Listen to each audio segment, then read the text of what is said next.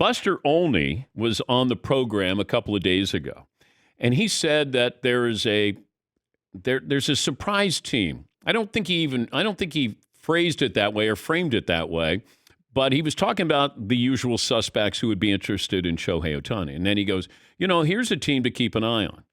And he said the Tampa Bay Rays. And I went, wow. They do have the farm system. Do they have the money for Shohei Ohtani? Well, Buster Olney worked for Sunday Night Baseball. It was the Astros and the Angels.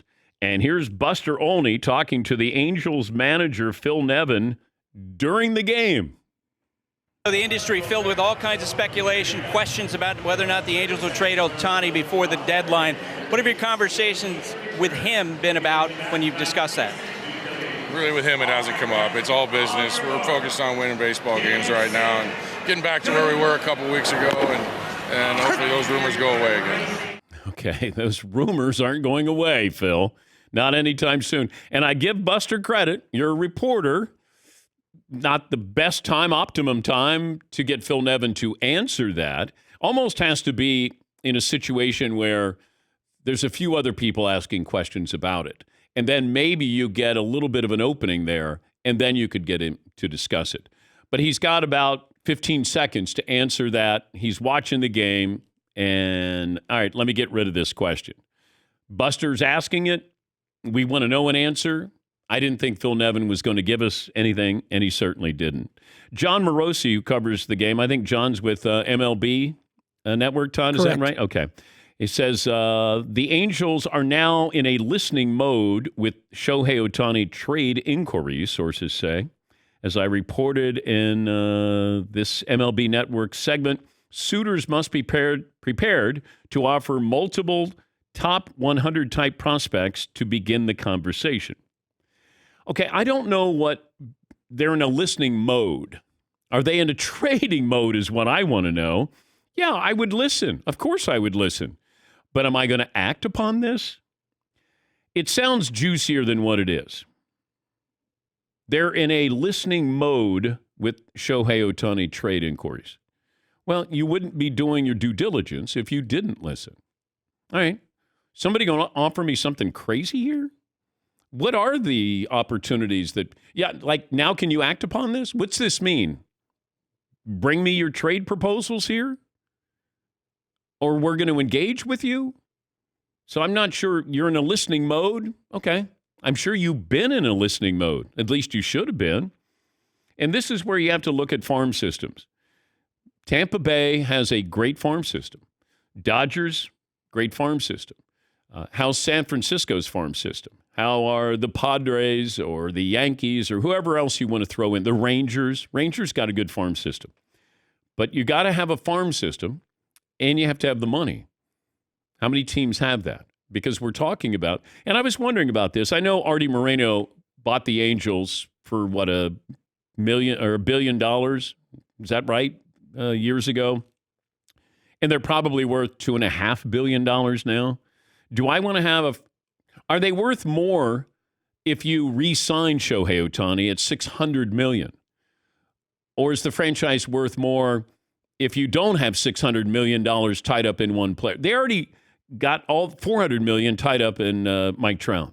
And Anthony Rendon, they got a lot of money tied up in him. But if you want to rebuild, is the franchise, Artie Moreno wants to sell, or at least has talked about selling the Angels. They seem to be more valuable with Shohei Ohtani, but not at $600 million for one guy. All it takes is Tommy John surgery. Then he's done for a year. But they're listening. They're in the listening mode. Yes, Paul. Do you think that's a piece of semantics where if Ohtani's agent hears this or Ohtani hears this, we're not shopping you. We're not actively calling anybody. We're in a listening mode if someone calls us because that's just good business. Like this, it seems like a bit of a dance that with this, whatever was leaked to John Morosi, listening mode means we're not shopping anybody. We want to sign you, but we can't prevent our phone from ringing.